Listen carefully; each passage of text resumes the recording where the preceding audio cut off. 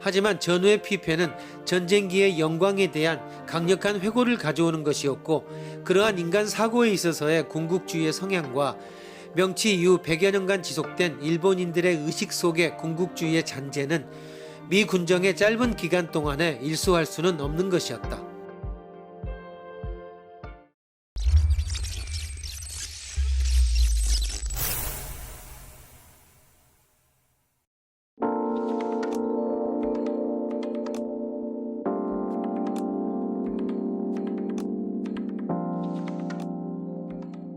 문제가 주어졌을 때 오류에 빠지지 않고 효과적으로 해결하기 위한 돌파구인 통찰력을 알아봅시다. 이번에는 수렴과 확산에 대한 것입니다.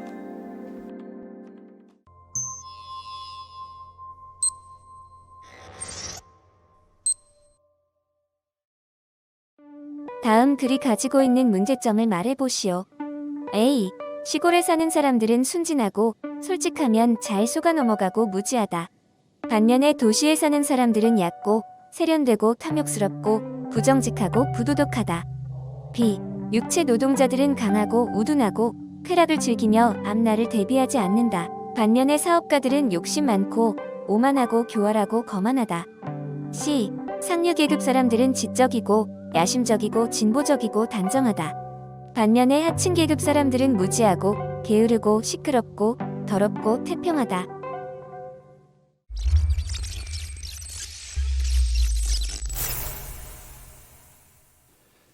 다음 글에 나오는 미국인의 판단 역시 문제의 문제점과 닮아 있습니다. 한 미국인 관광객이 지나가던 발걸음을 멈추고 잠자고 있는 멕시코 농부를 보았습니다. 그 농부는 무릎에 팔을 두른 채 그늘진 곳에 앉아 있었으며 머리에는 솜브레로를 쓰고 있었습니다. 저것 좀 봐, 한낮에 잠을 자다니. 대체 어떻게 하면 이 게으른 녀석들을 일을 시킬 수 있을까? 그리고 나서 그 관광객은 가방에서 카메라를 꺼내 농부의 생생한 모습을 사진으로 찍었습니다. 그런데 미국인 관광객이 게으른 농부라고 말한 이 멕시코인은 새벽 5시에 일어나 무거운 물건들을 지고 5km 거리의 시장까지 걸어서 갔다 왔습니다. 정오가 되었을 때까지 그는 이미 몇 시간 동안 뜨거운 태양 아래 있었습니다. 그간의 경험으로 볼 때 그는 태양이 내리쬐는 뜨거운 한낮에 할 수 있는 최선은 가능한 한 태양 직사광선을 피해 적게 움직이는 것임을 알았습니다. 이런 경우에는 낮잠을 자는 것이 가장 지적이고 실제적인 해결책이었습니다. 오후 늦게 그는 걸어서 2시간 거리의 자기 집을 향해 출발할 것이고 보잘것없는 저녁 식사와 밤의 휴식을 위해 아프고 지친 몸으로 집에 도착할 것입니다. 문제에 나온 이들이나 관광객 모두 최소한의 분석적 마인드가 없었을 뿐만 아니라 상황을 정리하는 사고력이 매우 빈약했던 것입니다.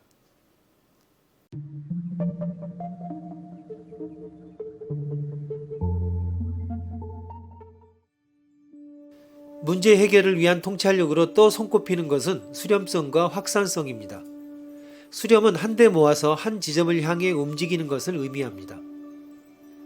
퍼즐의 한 면에 초점을 맞춰 대안적인 해결책들을 제시하면서 문제를 더 좁은 시야로 바라볼 때마다 우리는 수렴적인 모드에 속해 있는 것입니다.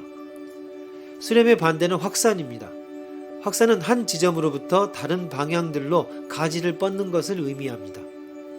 증거를 좀 더 철저하게 조사하거나 새로운 증거를 수집하거나 혹은 대안적인 해결책을 고려하거나 하면서 문제를 더 넓은 시각으로 볼 때 우리는 확산 모드에 있다고 할 수 있습니다. 확산적인 사고가 새로운 아이디어와 생각의 개방적인 정신인 반면 수렴적인 사고는 한 가지 해결책에 집중할 때까지 혹은 해결책을 생각해낼 때까지 문제를 보는 시각을 훨씬 더 좁게 함으로써 정신을 닫습니다. 비유하자면 피사체 주변 배경까지 시야에 들어오도록 넓히거나 혹은 피사체가 화면을 다 차지할 때까지 끌어들이도록 조정되는 카메라 렌즈와 비슷합니다. 효과적인 문제 해결을 위해서는 확산과 수렴 둘 다 필요합니다. 확산은 대안을 만들기 위해 마음을 열지만 수렴은 설득력 약한 대안을 거르고 강한 대안들에 집중하고 그 중에서 선택합니다. 확산 없이 문제를 창의적으로 혹은 객관적으로 분석할 수 없습니다. 반면 수렴이 없다면 그저 분석만 계속할 뿐 절대 결론에 도달할 수 없습니다. 그러므로 효과적인 문제 해결을 위해서는 분석가가 확산과 수련 방식 사이를 쉽사리 의지대로 왔다 갔다 하면서 문제 해결 과정이 지시하는 대로 각각의 모드를 최대한 효과적으로 사용하는 것이 필수적입니다. 수렴적인 사고를 하는 방식에 대한 책이나 기사 혹은 논문을 읽어본 적이 있습니까? 정신적 수렴에 있어서의 새 지평에 대한 TV 프로그램을 본 적이 있습니까? 우리가 소위 요점을 파악하는 방식이라고 말할 수 있는 수렴 기술을 가리키는 과정이 얼마나 많은지 들었습니까? 물론 없습니다. 인간은 수렴하는 방식을 배울 필요가 없습니다. 타고나기 때문입니다. 그러나 확산적 사고를 하는 방식, 오픈 마인드가 되는 방법, 브레인스토밍 방법, 창의적인 대안들을 생각하는 방법에 관한 책, 기사, 그리고 강의와 과정은 말 그대로 수백 가지가 넘습니다. 확산적 사고는 타고나는 게 아닙니다. 그러므로 우리는 그 방법을 배워야만 합니다.